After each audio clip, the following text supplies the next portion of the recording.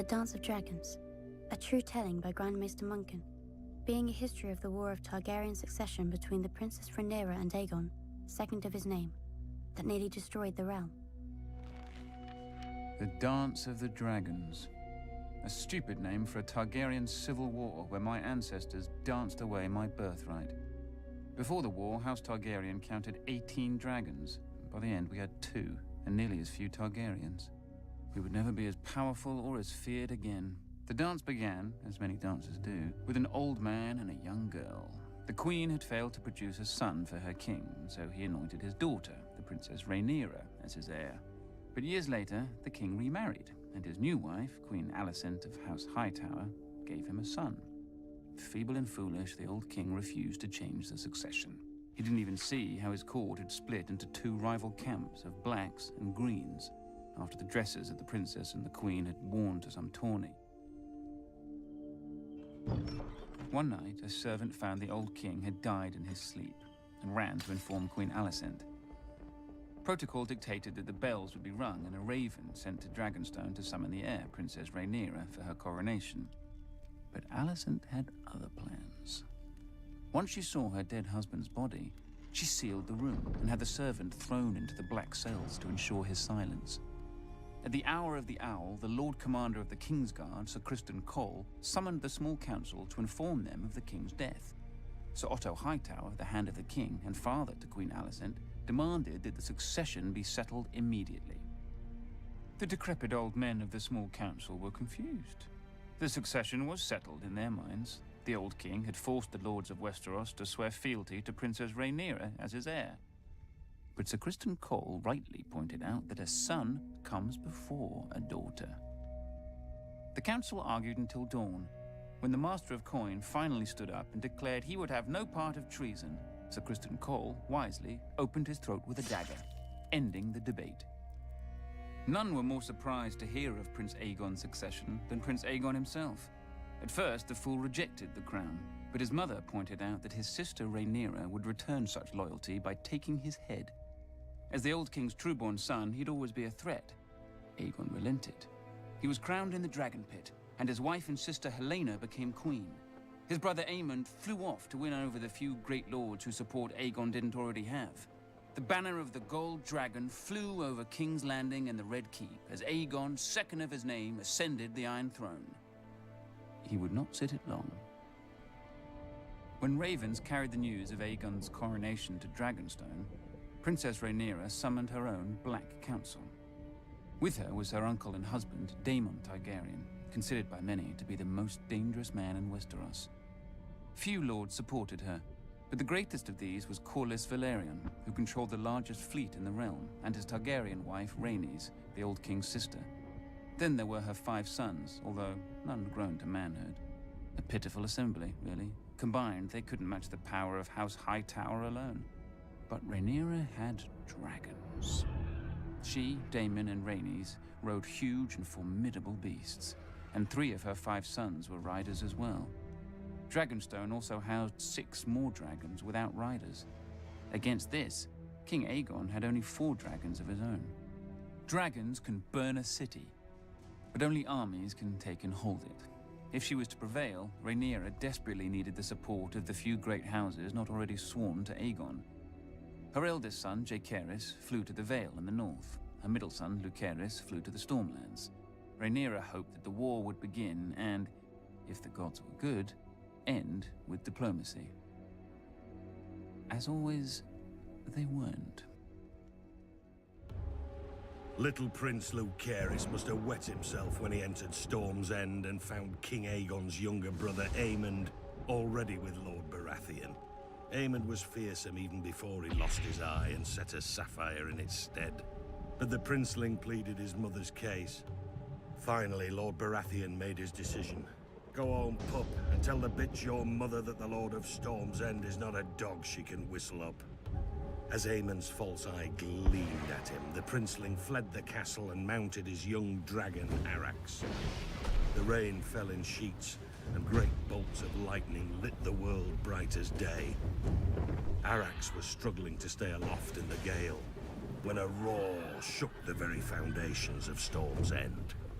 Aemond rose through the clouds, and below him, the monstrous Vhagar. Vhagar was 5 times the size of Arax, and the hardened survivor of 100 battles. Vhagar caught him above Shipbreaker Bay. Watchers on the castle walls saw distant blasts of flame, and heard a shriek drown out the thunder. Prince Lucerys fell, broken, to be swallowed by the waves. With his death, the War of Ravens came to an end, and the War of Fire and Blood began. When Rhaenyra heard of her son's death, she collapsed. She considered ending the war right then, until a raven arrived from her husband, Daemon. Her son would be avenged.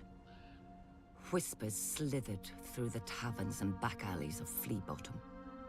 2 men were found. One was a former gold cloak, the other, a rat catcher in the Red Keep who knew all its secrets.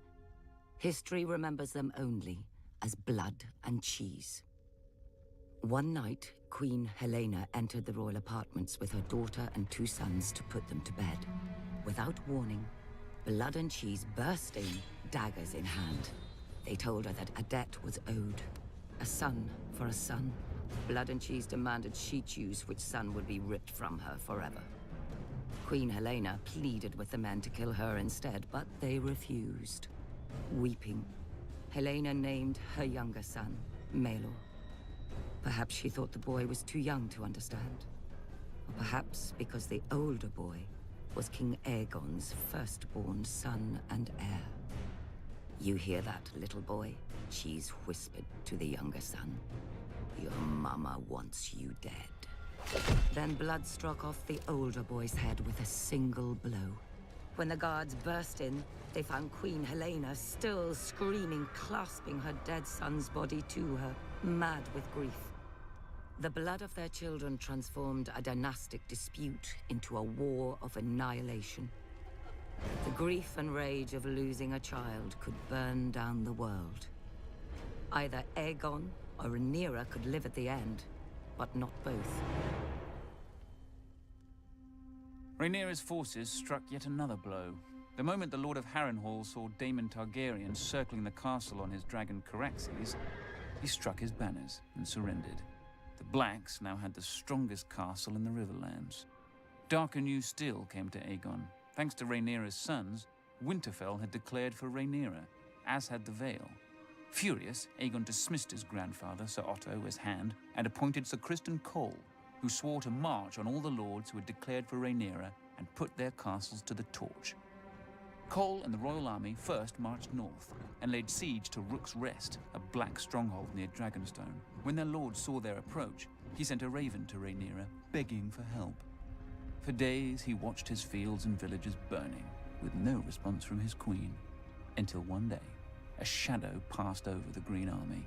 Rhaenyra had sent not an army, but her former mother-by-law, Rhaenys, and her dragon, Meleys. As her ancestor had done at the Field of Fire, Rhaenys gleefully began to incinerate Sir Criston's army. But Aegon had set a trap, and Rhaenys had flown right into it. As Rhaenys and Meleys blanketed Sir Criston's troops in dragon flame, 2 other dragons rose into the sky. Aemond on Vhagar, and King Aegon himself on the gleaming Sunfire. To her credit, Rhaenys didn't flee.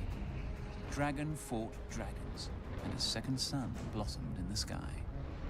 When the smoke cleared, only Aemond and Vhagar stood uninjured. Sunfire, the most magnificent dragon in the world, had one of its wings almost completely torn from its body. Trapped beneath Sunfire was the king himself, broken and burned so badly in places that his armor had fused onto his flesh. His body survived, but his mind was given over to milk of the poppy. Meleys had been torn to shreds, and her rider, Rhaenys, was a pile of ash. Panicked by the defeat, Rhaenyra shipped her 2 youngest sons across the narrow sea for their protection, only for her youngest to return days later, clinging to the neck of his wounded and dying dragon. He and his brother had been set upon by an enemy fleet just off Dragonstone. Defying his mother's command, Rhaenyra's eldest son and heir, Jaehaerys, mounted his dragon Vermax and flew to rescue his other brother and punish the enemy fleet. But the foolish boy let Vermax be hooked like a trout and dragged into the sea, where he soaked up even more arrows than seawater. His brother disappeared over the horizon or beneath the waves. No one could say for sure. With the loss of 4 dragons, Rhaenyra's only advantage was fading. Luckily for her, over the centuries, House Targaryen had spilled more than blood on Dragonstone. She promised gold and title to any of the Targaryen bastards who could tame the 6 unclaimed dragons on the island. These bastards were called the Dragon Seeds, though most were called Supper. And perhaps the dragons were eventually sated, or bored, but 4 of them accepted riders and were enlisted in Rhaenyra's cause. After Rook's Rest, Aemond One-Eye took command of the Greens from his crippled and poppy-addled brother. Aemond was the blood of the dragon, and dragons don't cower behind city walls. He marched the king's army north to take back Harrenhal from Rhaenyra's husband, Daemon. But when he and Criston Cole reached the castle, they found the gates open, with Daemon and all his men gone. That night they feasted their victory. Daemon had fled rather than face their wrath. But Daemon was more snake than dragon. As Aemond marched north, he'd flown Caraxes south, slithering past the Green Army over the waters of the God's Eye. One day, King's Landing looked up and saw 2 dragons circling their foul city. Daemon and Rhaenyra had come for her throne, for the city was defenseless. Aemond had taken the king's army from the city, and worse, he'd taken his dragon, Vhagar. Seeing that resistance was hopeless, the small council surrendered the city, the Queen Mother Alicent, and the broken Queen Helena. But not King Aegon. Somehow, despite his wounds and delirium, he had vanished from the city. And so Queen Rhaenyra climbed the steps and seated herself on the Iron Throne. Legend has it that as she left the hall later, blood trickled down her legs and hands, proving the Iron Throne had spurned her. Nonsense. It's a chair made of steel blades. Rhaenyra had wanted it all her life and had sacrificed 2 sons for it. She likely gripped the damn thing too tight. When Aemond realized that his arrogance had cost him the capital, he mounted Vhagar in a black rage and rained fire onto every village and castle he suspected of disloyalty. Abandoned by Aemond, Sir Criston marched the royal army back to King's Landing, intent on recapturing the city himself. Instead, he was trapped and cut to pieces by the Riverlords, who had sworn to support Rhaenyra's claim. When a new army of Green Loyalists marched up from the Reach and laid siege to the city of Tumbleton, Rhaenyra sent 2 of her Dragon Seeds to lay waste to them. Instead, the Dragon Seeds proved their bastard nature and betrayed her. They burned the city, and all the Black forces garrisoned within. Lucky for her, they didn't turn towards King's Landing, but hoard and drank in the ruins with the Greens, who were victorious and somewhat confused. Rhaenyra now mistrusted all the Dragon Seeds, including the girl who rode with her husband Daemon, hunting Aemond in the Riverlands. She ordered the girl's head be sent to her, but there was a complication. As well as her dragon, the girl had taken to riding Daemon. When Daemon received the Queen's order, he proclaimed it a Queen's words and a whore's work. He sent the girl away at dawn, watching her and her dragon vanish into the morning mists. Then Daemon sent a challenge to his nephew Aemond and flew to Harrenhal, alone, to wait. 14 days later, a shadow blacker than any passing cloud swept over Harrenhal. Vhagar had come at last, and on her back rode one-eyed Prince Aemond. He mocked Daemon for facing him alone. "You have lived too long, uncle." And Daemon replied, "On that much, we agree." Then the old prince climbed stiffly onto the back of his dragon Caraxes, but neglected to fasten the chains that secured rider to saddle.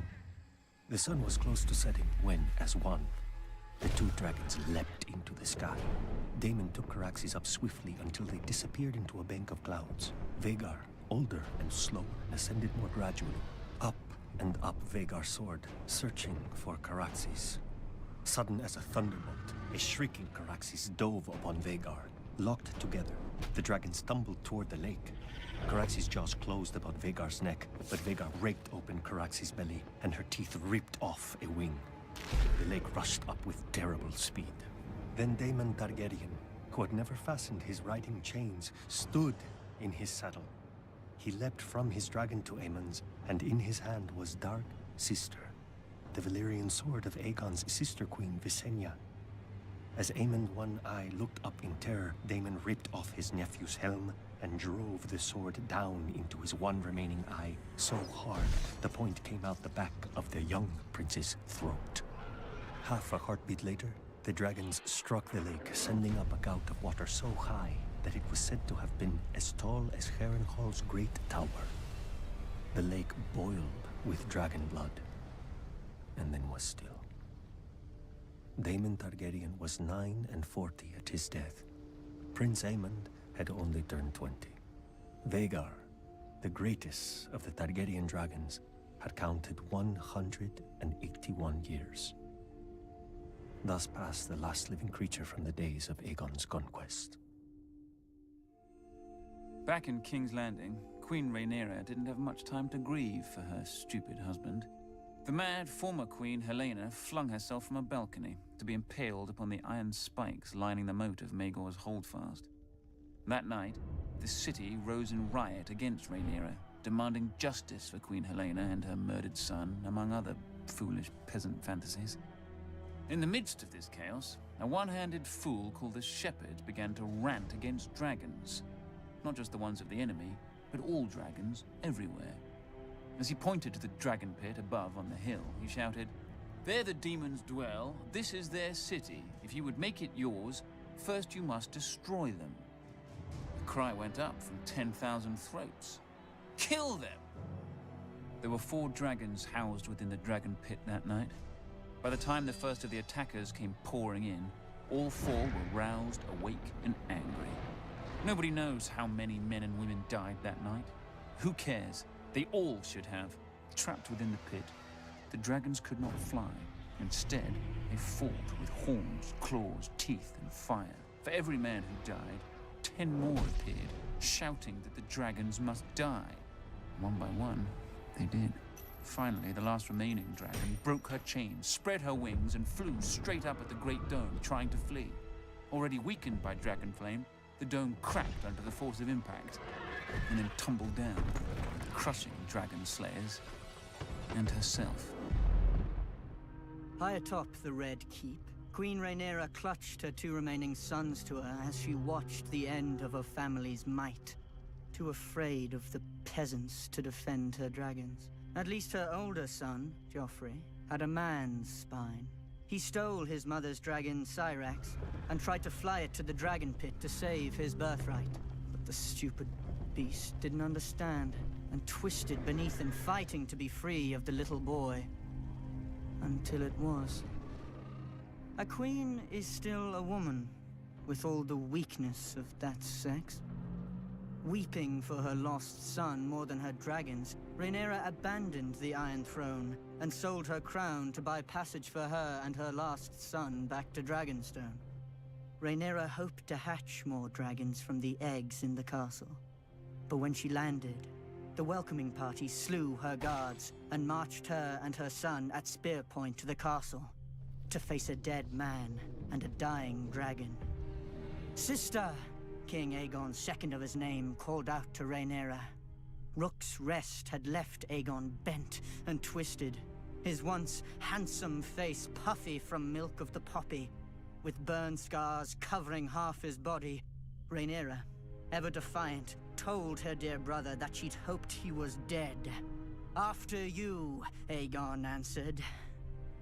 Then, Sunfire bathed her in a blast of flame and devoured her in 6 bites while her son watched, leaving the 7th and final bite her lower leg for the stranger.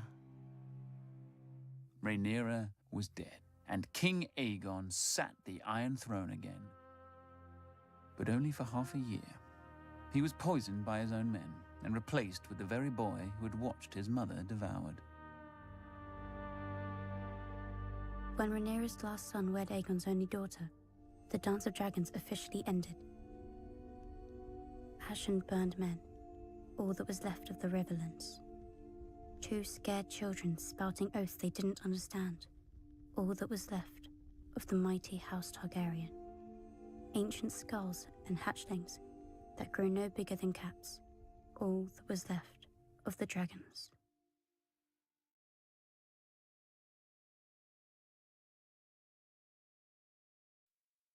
The father reached his hand into the heavens and pulled down 7 stars, and one by one he set them on the brow of Hugo of the Hill to make a glowing crown. The maid brought him forth a girl as supple as willow, with eyes like deep pools, and Hugo declared that he would have her for his bride. So the mother made her fertile, and the crone foretold that she would bear the king 44 mighty sons. The warrior gave strength to their arms, whilst the smith wrought for each a suit of iron plates. But sadly, the gods no longer walk the earth among us, and you can see what a mess we've made of their creation since. Yet we have hope. The gods didn't abandon us in silence, but gave us their holy words to guide us, collected in the oldest and holiest text of the faith of the Seven, the 7-pointed star. Divided into 7 books for the 7 aspects of God, in it we learn of the Father's justice, the Mother's mercy, the Maiden's innocence, the Crone's wisdom, the warrior's strength, the smith's labor, and the stranger's peace. It is a long book. Many never read it in its entirety, even if they could. When the Andals first sailed for Westeros, filled with divine fire, every warrior carved a 7-pointed star into his body, for even that was easier than carving its namesake into his mind. Though one could perhaps argue that it wasn't the warriors, but the Septons and Septors, armed with the holy text of the 7-pointed star, who truly conquered Westeros. The first men had no letters, but the runes they would scratch onto rocks. No gods, but the faces they would carve into trees. But then came our holy men and women among them, bearing the very words of the gods under their arms. Trees and rocks were no match for the 7-pointed star, and most of Westeros soon turned to the faith and to its guardians, their new Andal overlords. Whilst the Andals soon fractured into warring kingdoms, the faith remained whole and indivisible, bound together by the 7-pointed star. When those kingdoms fell to Aegon and his dragons thousands of years later, the faith remained subject only to the 7 above and the 7-pointed star below. Or so it was supposed to be. Too often, our High Septons have lost their way, clouded by worldly wealth and power. No matter. We still have the 7-pointed star. Men's will and virtue may fail, but the words never do. As men bow to their lords and lords to their kings, so kings and queens must bow before the 7 who are one. The knees of the powerful work the same as the knees of the weak, and were given to all for the same purpose, to bend before the gods, or break in the bending.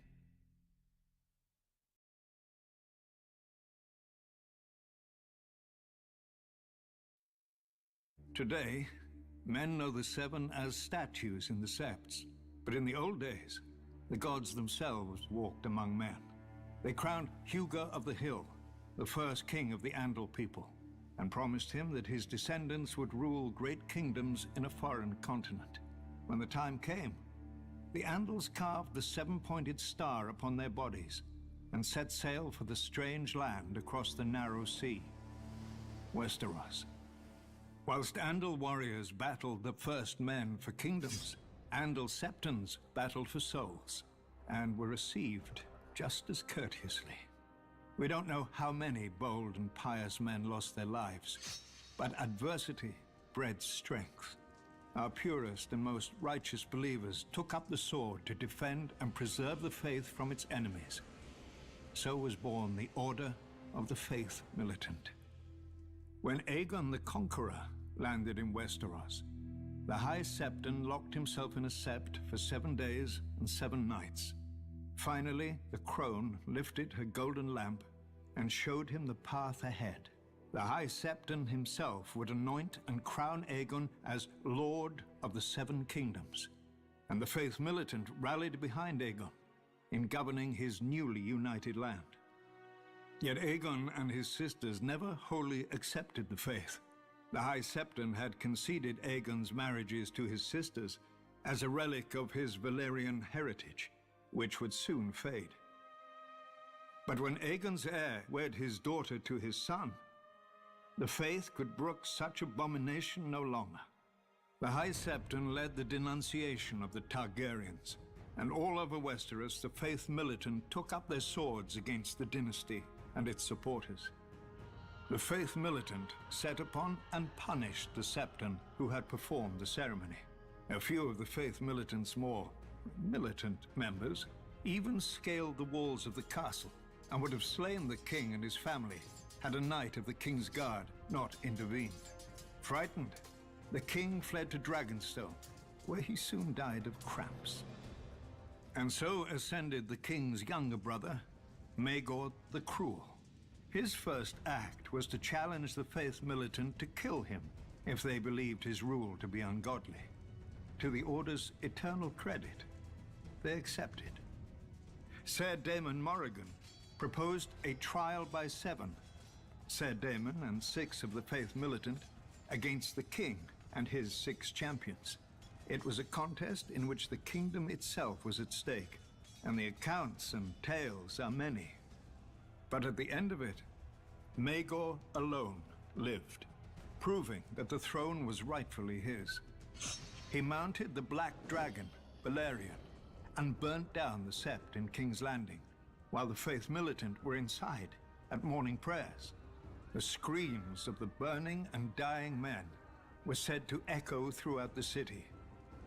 Though Maegor had won the trial by 7, he demanded the complete destruction of the Faith Militant and the faith itself, if necessary. He made war upon the Order wherever he found it. Yet the Faith Militant would not surrender, raising armies of their own and turning Maegor's own lords against him. The Father's justice may not always be swift, but it is certain. One morning, Maegor was found dead on the Iron Throne. No one knows how. Maegor's cruelty died with him.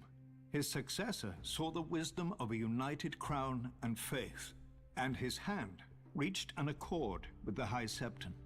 As long as the Iron Throne defended the faith would put aside its own swords and its condemnation of the Targaryens. Perhaps the High Septon felt he had no course but compromise. Outlawed and hunted for years, the Faith Militant was but a shadow of its former self. Without its own guardians, the faith would have to rely on corrupt, worldly kings and their corrupt, worldly courts. For thousands of years, the Faith Militant had stood watch over the faith. And then, its sun set. Now, after years of war and destruction, of abomination and blasphemy, none can argue that we have been walking through darkness. Perhaps the time has come when the sun must rise again.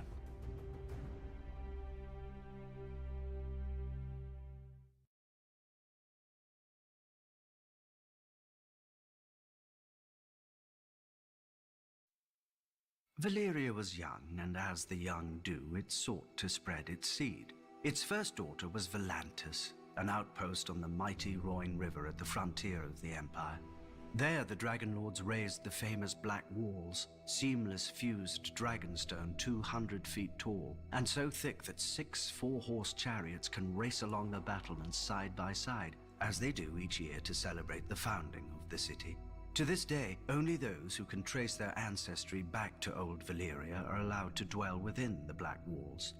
None are even permitted to set foot inside without an express invitation of a scion of the old blood. meaning, of course, the ancient and noble blood of foot soldiers. For the city's first 100 years, its only inhabitants were its garrison. But where soldiers go, vice follows. Taverns and brothels began to sprout up outside the black walls, and merchant ships began to call as well, bearing the favored trade of the summer sea, slaves.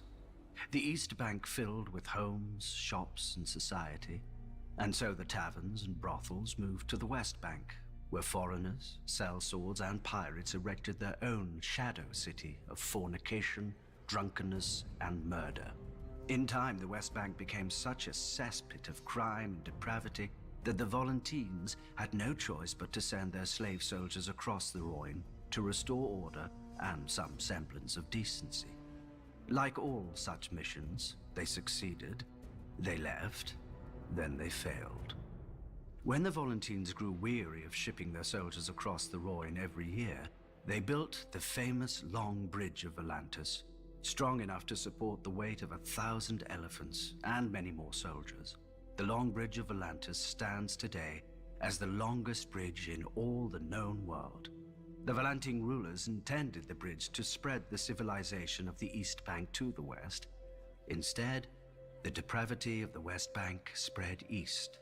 Shops, temples, taverns, inns, and brothels line the bridge, most 3 or 4 stories tall, with each floor overhanging the one beneath it. One can buy anything on the Long Bridge, or steal it, if one's hands are quick enough. But if they're not... Though at least half the decor committed no greater crime than displeasing a master, for in Volantis there are 5 slaves for every free man, a proportion matched only by the cities of Slavers Bay. The Volantine masters mark their property with facial tattoos, permanent and scarring, which denote the vocation of the slave. Slave soldiers wear green tiger stripes upon their faces. Slave whores are marked by tears beneath one eye. The slaves that collect the dung of horses and elephants are marked with flies. The drivers of the hathays, the carts pulled by the small elephants of Volantis, are marked with wheels, and so on.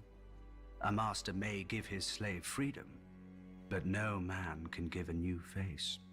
Is it any wonder, then, that the slaves and freed men have turned in such great numbers to the priests who preach of a cleansing fire?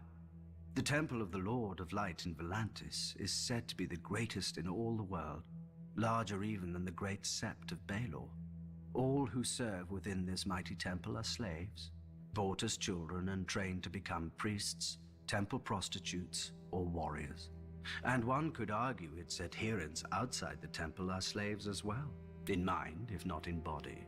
Magic frees nobody except its practitioner to do what he will with those who can't, just as the black walls free the old blood to see what they will. Without those they don't. But one must wonder how much longer such freedoms will endure, when across Essos one hears the sound of chains breaking, of slaves rising, of dragons roaring. Volantis may call itself the first daughter of Valyria, but it is not the last.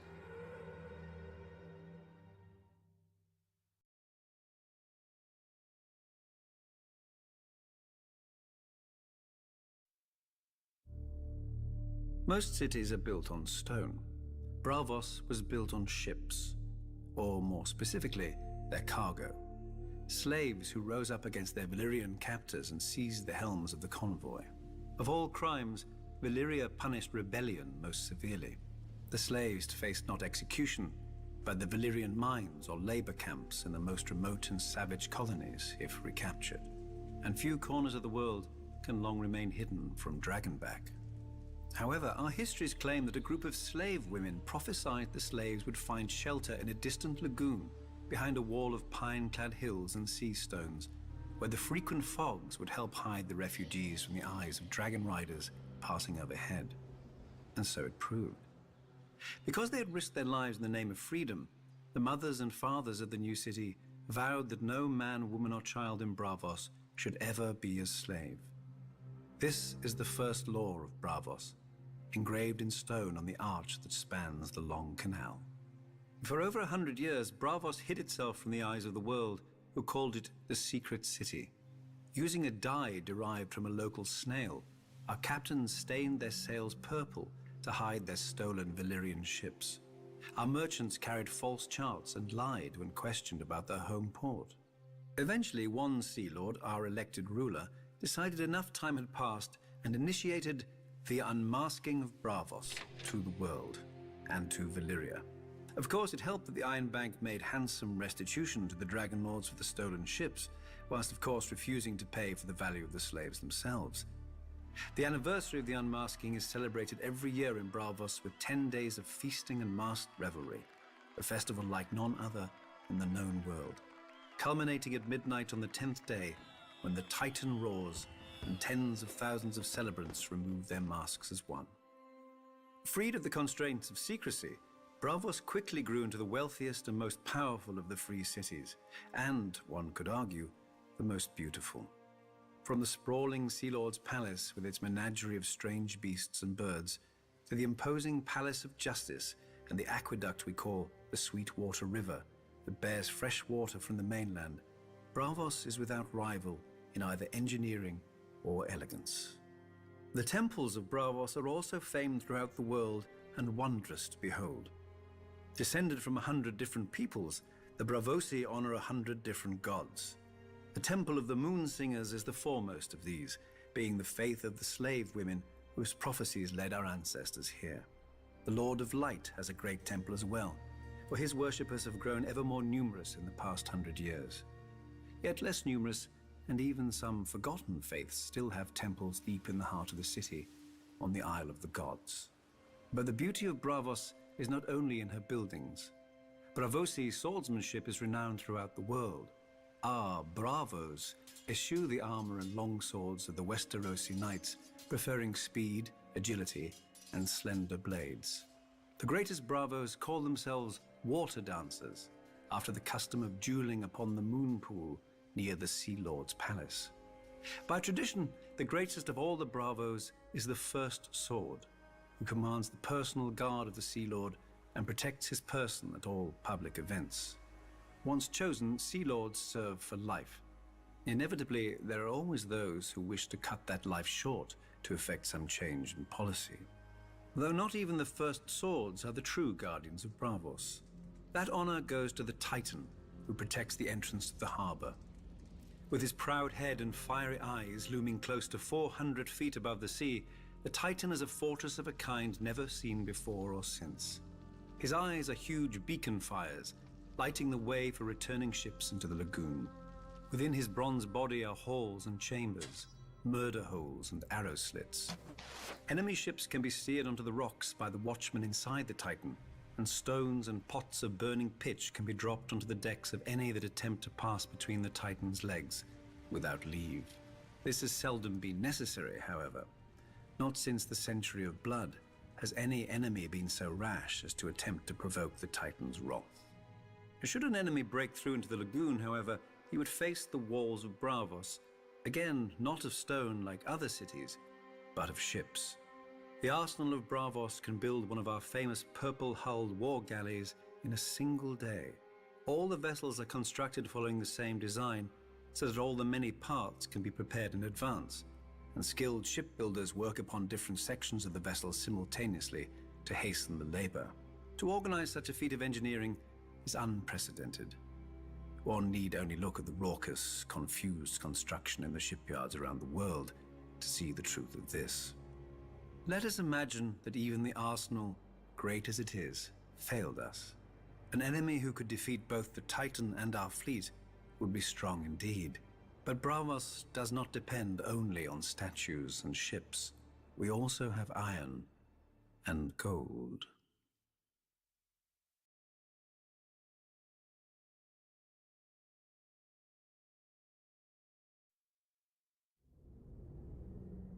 Who are the faceless men?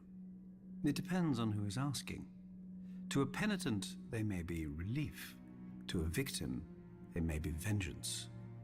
To a lord, they may be an incredible expense. And to the Iron Bank, they may be just another asset. Nobody but the faceless men know their origin, though the order is rumored to predate the founding of Braavos. We know only that they reside in, or are somehow aligned with, the the House of Black and White, that odd and lonely building where few who enter ever leave. Some whisper that those werewood doors open not on a house, but onto the world of the dead, from whence the faceless men rise when summoned. We can dismiss such foolishness as we do the fishwives who spread it. The House of Black and White is merely a temple, consecrated to the many-faced god, and filled with statuary of his many faces. The old gods of Westeros, the Lord of Light, the Black Goat, the Lion of Night, the Weeping Lady, the Stranger. Perhaps now you understand what is worshipped here, and along with them, other gods whom none alive now recognize, brought here long ago by sailors who never came again. Unlike the priests of other religions, the servants here preach no sermons and perform no ceremonies. As far as one can see, silence and solitude form the whole of their worship, as well as collecting the occasional devotee. If one wants to engage a faceless man, one visits the House of Black and White and pays the price. As for what that may be, those who have paid it rarely speak of it. For make no mistake, from the moment the faceless man accepts your offer, the man you named is dead, though he doesn't know it. Perhaps not that day, perhaps not that year, but soon, and inevitably. Many would say you are as much his murderer as if you'd swung the axe yourself, just as many would say that's the point.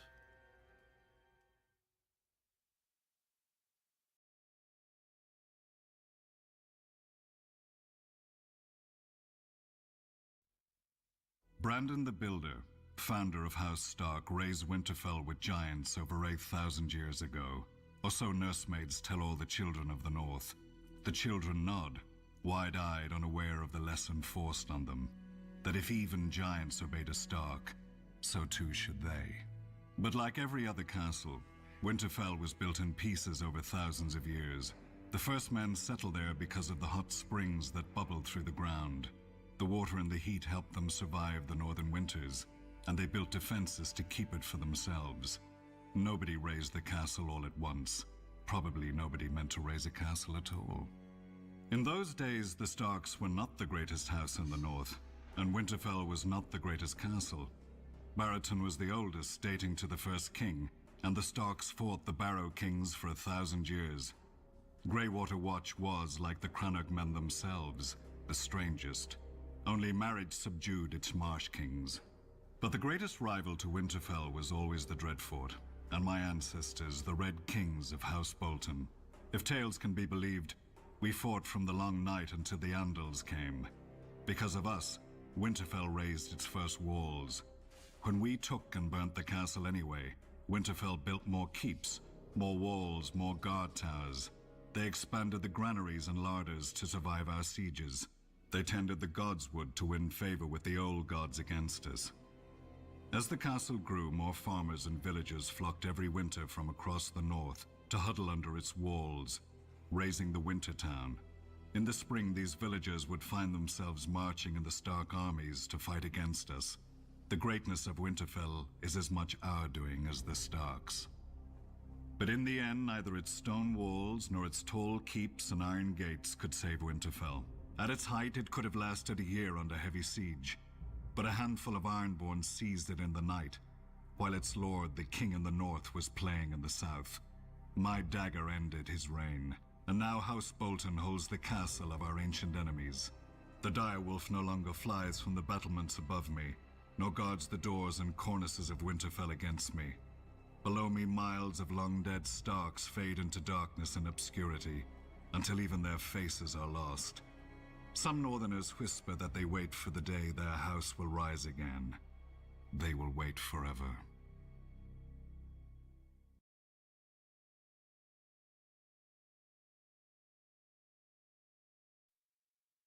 Each brother of the Night's Watch swears a sacred oath to protect the realms of men. That doesn't mean pissing about, waiting for the cold to finally put an end to you. It means bleeding. It means fighting. It means going beyond the wall and hunting down those who mean harm to the realm. So how do you get 1,000 rapists and thieves to fight together? to bleed together. That's the burden of the Lord Commander. He keeps the builders building, the rangers ranging, and the stewards stewarding, or else it all falls apart. Each Lord Commander is chosen from and by his fellow brothers, and he serves for life.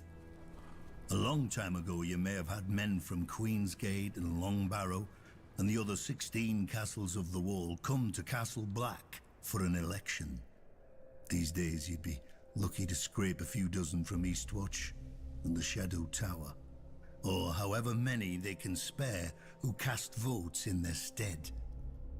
All the same, the brothers are allowed to name whomever they think worthy of the title. Then we vote until one man receives a majority, however long it takes. Some elections have lasted less than an hour, some have lasted weeks, one even lasted 2 years. Maester Aemon has said there have been 997 Lord Commanders since the Night's Watch was founded. Back then we had true soldiers, men of honor and strength. Now look who mans the wall. Bastards, peasants who stole a sheep to bugger, and fat little nobles who weren't worthy of their Lord Father's land. But the Lord Commander must find a place for them all, and turn these walking piles of horse dung into soldiers of the Night's Watch. Though we haven't always been so lucky to have such men to lead us. We've had cowards and fools as well, our tyrants and our madmen. Runsel Hightower tried to bequeath the watch to his bastard. Roderick Flint thought to make himself king beyond the wall. Tristan Mudd, Mad Mark Rankenfell, Robin Hill, each nearly destroyed us with their foolishness. 600 years ago, the commanders at Snowgate and the Nightfort even went to war against each other. The simpering Lord Commander asked them politely to lay aside their quarrel, and incredibly they did, because they joined forces to murder him. The Stark and Winterfell had to intervene and take both their heads to save the Night's Watch. Now we've got more mouths than we can feed, a southern king in our castle, and cells full of wildlings, and no Lord Commander, since the last was betrayed by his own men. We need a new leader, a man respected enough to hold the watch together in this dark hour. A leader strong enough to make sure that the Night's Watch survives the coming winter, no matter the cost.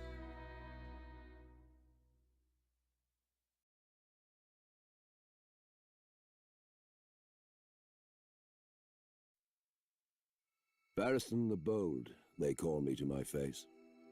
I know what they say behind my back. Barristan the Old. And it's true. I am old, with hair as white as all the winters I've seen. The older a man grows, the less sleep he needs. These days I barely sleep at all. When darkness falls over this strange city, I find myself visited by the faces of the kings I have served, the faces of those I swore to protect, the faces of those I failed. All I ever wanted was to live a life of honor, defending a king worthy of service.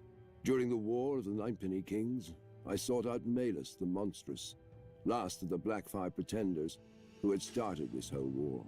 Malus believed that his Targaryen blood gave him a claim to the Iron Throne. I made sure his blood claimed nothing more than the dirt around his corpse. To show his gratitude, the king elevated me to his king's guard. It was the proudest moment of my life. But that king died, and I wasn't with him. Not that I could have saved him if I had been, but still, I vowed to do better with his son, the young Prince Aerys. For 20 years, his reign was peaceful and prosperous. Aerys was well loved by his subjects and respected by his lords.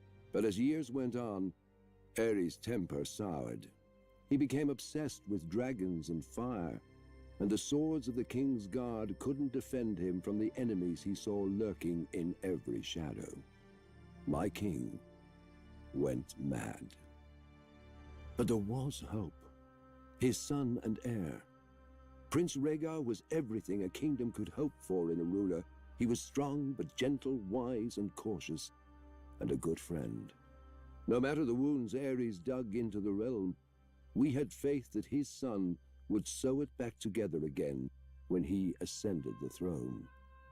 Then came Lord Went's tourney at Harrenhal, the largest ever in Westeros. I unhorsed every man against me until only Prince Rhaegar remained. We each set our feet in our saddles and lowered our lances and charged. And I fell. Muddy and bruised, I then watched Rhaegar present Lyanna Stark with the victor's crown of roses, though she was betrothed to Robert Baratheon, and Rhaegar himself was married to Elia Martell. We all know what happened after. If I'd been a bit quicker with my lance, if I'd chosen a faster horse, perhaps I could have spared the kingdom from the destruction that came after. Or if I'd thought to warn Brandon Stark against his rashness. He came to King's Landing himself, demanding Rhaegar return his sister. Poor fool. If he'd only known the depth of Aerys' madness, he wouldn't have dared provoke him. Aerys ordered Brandon imprisoned, and I could do nothing but obey. When Brandon's father, Lord Rickard Stark, came to King's Landing to beg for his son, Aerys burned him alive, and I could do nothing but watch. I had sworn a vow to a mad king, and was honor-bound to obey him, even at the cost of my soul. Ravens soon arrived with dark news for the king. The Vale was in open revolt. Demanding Lyanna Stark's return, Robert Baratheon was smashing any army that dared face him. Eddard Stark, Brandon's younger brother, was marching the whole of the north down the neck and had taken Catelyn Tully, Brandon's betrothed, for his own, thus winning the support of the Riverlands. The king sent ravens to Casterly Rock to beg his former hand, Tywin Lannister, for help. And no ravens returned. A plan was devised. Prince Rhaegar would personally lead the royal forces, now reinforced with 10,000 Dornishmen, north to face Robert. Of the King's Guard, Lewin Martell and I would ride with the prince. Before we left, the prince confided in me that when he returned from this battle, there would be a great many changes in court. Despite my vows to the king, I confess I was excited. On the march to face Robert's army, we were sure we'd win. We had superior numbers, and we had Prince Rhaegar. His presence lifted the spirits of our men, and he looked every inch the king he was destined to become. But at the Trident, the gods played a cruel joke. Robert proved the Baratheon words as his army smashed through our lines. Lewin Martell was killed. I fell in combat, badly wounded, and could do nothing but watch as Robert's warhammer ended Rhaegar's glorious reign before it began, and the kingdom that would never be washed away down the Trident with his lifeblood. But Robert spared me, insisting his personal maester tend to my wounds, out of respect. But respect for what? A king's guard shouldn't survive one king, let alone two, and one who should have been.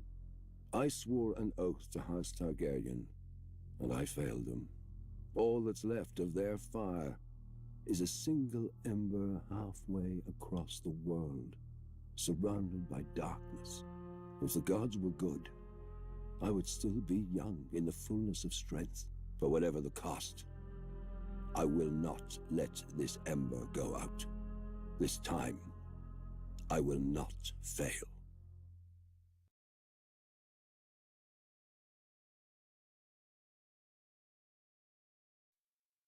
Before the Seven Kingdoms, before the Iron Throne, there was Dorne. 12,000 years ago, the first men crossed the land bridge from Essos to here. Of course, they were men, so they soon broke it. Then, while their cousins to the north built kingdoms, the Dornish squabbled over land, water, and wives. For centuries. Until Nymeria, a warrior princess in Essos. She led a fleet of 10,000 ships across the narrow sea to Dorne. Almost all of the petty lords made it clear that she wasn't welcome. All but one, Mors of House Martell. He saw in her a strength to match any man, including his rivals. After she accepted his marriage offer, she set fire to her ships. For 50 leagues, the coast was bright as day, and in the burning light, Princess Nymeria named Mors Martell the Prince of Dorne, in the style of her people. Dorne would be her home, or her grave. For many years, Nymeria and Mors waged war against all rivals. The Jordanes, Blackmonts, Corgyles, and even the mighty House Ironwood.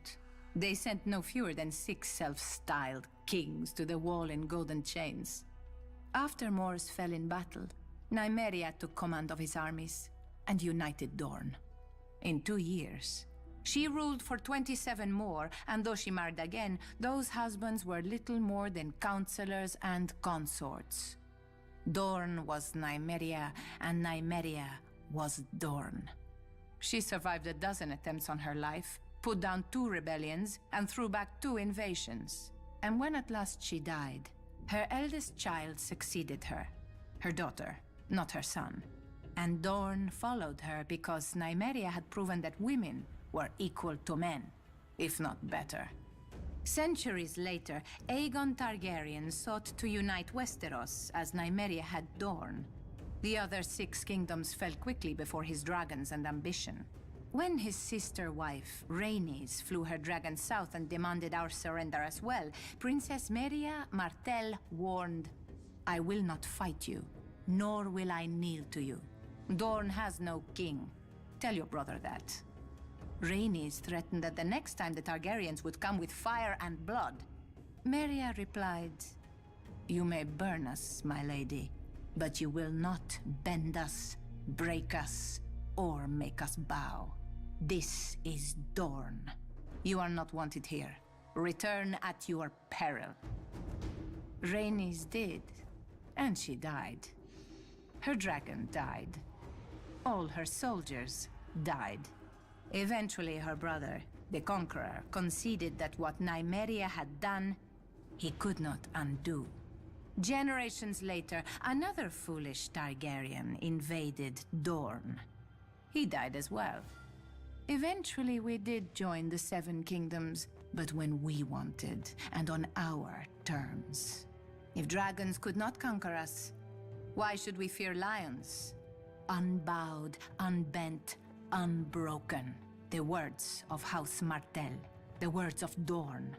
Men may forget, but women always remember.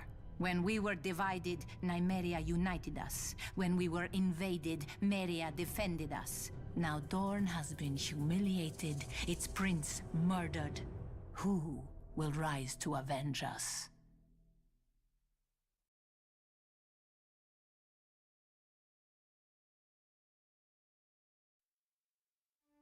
People love blood, when it's not their own. But tavern brawls are boring, and wars never have good seating. Thus, the famed fighting pits of Meereen opened shortly after the city's own founding. And I heard that originally the combats were a blood sacrifice to the gods of Geese, the empire that founded Meereen. Some still believe they are, but the Giscari Empire died a long time ago and their gods went with them. Yet the pits remained open, filling the city's purse with gold from the ends of the earth. I suppose the fighting pits are a blood sacrifice after all. Only the gods changed. In the pits, slaves fought each other to the death for fame and glory. And gold for their masters. A lot of gold. Enough for the masters to invest in rigorous training. Slaves were taught to fight like Dothraki screamers, bearded priests of Norvos, iron-born reavers, Westerosi knights, Cohoric hunters, and Lysine pirates. Whatever would excite a crowd. After all, everyone wants to know who is the best. And, of course, who isn't. For the crowds don't come only to see men fight well. I've seen the masters release tigers, lions, and other exotic beasts into the arena to chase less costly slaves, barely trained, if at all. A whore once told me of an amusement in one of the less prestigious pits. One boy was rolled in honey, one in blood, and one in rotting fish. And then a bear was unleashed, and the crowd wagered on which boy the bear would eat first. I never heard who won. But then again, it was obvious. The masters. Did such stories worry me? Of course not. I could fight, and for a good fighter, life was luxurious. Thousands of people chanted his name when he stepped into the pits. He would eat the choicest meats, drink the finest wines, and sleep on exotic furs. Often not alone. Women would fling themselves at him or sneak into his chambers to wait for him after a fight. Foreign princesses, priestesses, and even the wives and wayward daughters of masters. He never had to fear punishment. For a great fighter could be worth 300,000 honors. Another wife was always cheaper. And when this renowned fighter finally fell, for all fighters will in time, his name would be inscribed onto the gates of fate among the other valiant dead. I remember once trying to count the names, but the gates opened before I finished, and another fight began.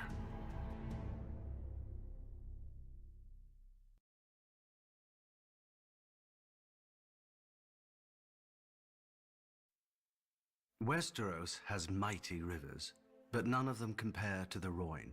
It is said that there is no stream or puddle in western Essos but drains to Mother Rhoyne. No doubt an exaggeration. Until one sees the river, at its widest, a man in the center can't see a shore to either side.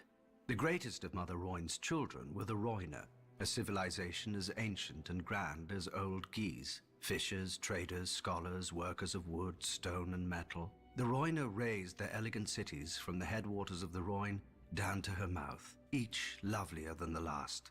For many centuries, the Rhoynar lived in relative peace. When invaders swept down from the hills, the Rhoynar, women and men, would don silver-scaled armor, fish-head helms, tall spears, and turtle-shell shields. If the enemy did not laugh themselves away, it was said that Mother Rhoyne would whisper the enemy's secrets to her children, and the Rhoynish wizards could raise watery walls to drown their foes. Whatever magic the Rhoynar may have had, it wasn't enough. When Valyrian colonists first arrived, the Rhoynar embraced them, for all men were welcome to share the bounty of Mother Rhoyne. Perhaps a water people should have been more cautious of strangers who exalted fire and blood. Legend has it that one day the Valyrians netted and butchered one of the giant turtles the Rhoynar held sacred. As a result, thousands were killed or enslaved, cities and towns were burned, drowned, and rebuilt. In these wars, the Valyrians emerged as victorious more often than not. The princes of the Rhoynish cities, fiercely proud of their independence, fought alone, whilst the Valyrian colonies aided one another. Eventually, the Rhoynish princes ceased their squabbling and united behind Prince Garin, who led the largest army Essos had ever seen, against 100,000 Valyrian colonists, 100 war elephants, and 3 dragon lords. Thousands burned, but thousands more sheltered in the shallows of the river, whilst the Rhoynish wizards raised enormous water spouts against the foe's dragons. Rhoynish archers brought down 2 of the dragons, whilst the 3rd fled, wounded. And thereafter, the Rhoynar named Garin the Great. But Mother Valyria proved just as caring as Mother Rhoyne. When Garin the Great marched his army against Volantis, 300 Valyrian dragons descended from the sky. Tens of thousands burned whilst others rushed into the river, but the fires burned so hot that the water boiled and turned to steam. Garin the Great was captured alive and made to watch as Valyrians butchered every last man, so many that their blood turned the great harbor of Volantis red as far as the eye could see. Then they forced Garin to watch as they marched on his own city and enslaved all the women and children his army had left behind. The singers claim that Prince Garin called out Mother Rhoyne to curse the Valyrians, and she in turn flooded the city with foul waters and a damp fog that caused the skin of the Valyrians to harden and crack, and thus was born Grayscale. Fearing a similar fate, another Rhoynish ruler, Princess Nymeria, led her own people into every ship, skiff, and raft they had, and fled Essos. Eventually, after much hardship, they landed in sun-swept and bone-dry Dawn. But we all know that tale.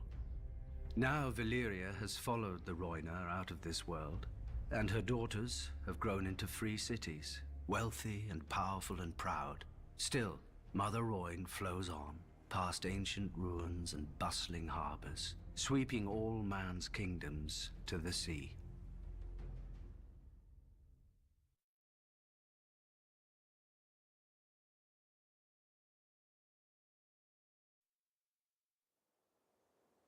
young man walks beside a girl across a flowered field. Spring has come, and this girl is his life. He prays. A child climbs a tree to watch the sunset over the fields. Summer is ending, and the harvest is life for his village. He prays. A hunter tracks a boar through the woods. Winter is coming, and this boar is life for his family. He prays. But to whom do they pray? The world has as many answers as there are men to answer. But walk far enough, climb high enough, hunt long enough, and a man shall find only one God, with many faces. In the faith of the Seven, he is the stranger who guides men from this life to the next. Few seek his favor, or at least, few realize that they do. In the north of Westeros, he is one of the nameless old gods, staring out from the weirwood trees and the snow. In the Iron Islands, he is the drowned god, calling men down to his watery hall. What is dead may never die, but rises again, harder and stronger. In the Far East, he is the Lion of Night, who fathered the world's first emperor on the Maiden Maid of Light, and whose wrath nearly ended the world. In Volantis, he is the Lord of Light, whose followers feed men to the flames to beg his favor. In Lys, he is the Weeping Lady, who sheds her tears for the living, soon to die. In Qohor, he is the Black Goat, and he feeds on blood offerings every day. On holy days, he is offered condemned criminals, and in times of great crisis, he may even be offered the noblest children of the city to beg his protection. Does he accept their gift? Well, the city still stands. For the poor, he is the hooded wayfarer. For soldiers, he is Bacalon, the Pale Child. For sailors, he is the Moon Pale Maiden and the Merling King. In the House of Black and White, however, he is all of them, and none of them. He is the many-faced god, and wherever a man turns, there he is. Men come from every corner of the world to know him, to beg his favor and seek his gift, for themselves, if their life has grown too hard, or for others who are making it so. It is all the same to the many-faced god. While at Osiris, all men must serve him, beggars and kings. While at Morgulis, all men must die, good and evil. Men worship as they will, but at the end of every road stands the many-faced god, waiting.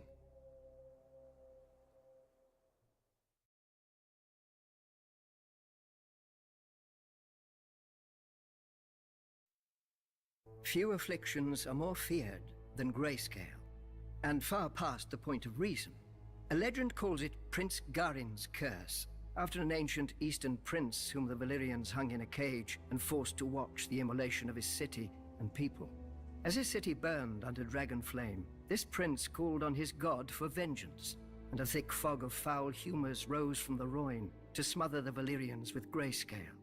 But if diseases could be called down by the vengeful, we'd have no health in the world. More likely the disease predates the Valyrians entirely, confined to some remote region of Essos, and only spread throughout the world once the Valyrians linked the continent with roads and dragons. The disease begins as a rash.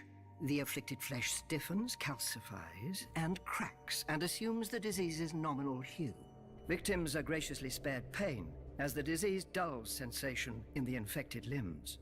But the disease is insidious, and slowly it creeps over the skin and into the organs. Once the infection reaches the brain, feral madness replaces humanity, and the transformation to a stone man is complete. There is no consensus on treatment. Some maesters advocate mustard poultices, vinegar rinses, and scalding hot baths. Others claim only 3 cures: axe, sword, and cleaver. Hacking off afflicted parts does sometimes stop the spread of the disease, but not always.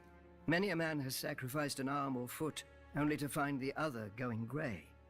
Those who have been miraculously cured of grayscale are few, and usually were subjected to so many treatments that isolating the responsible cure is impossible.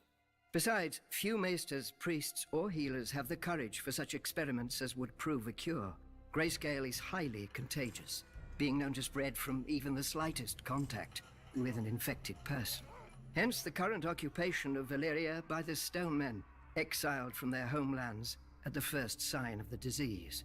What they do there, with their final months or even years, for Grayscale is a slow killer. No one knows. No one wants to find out.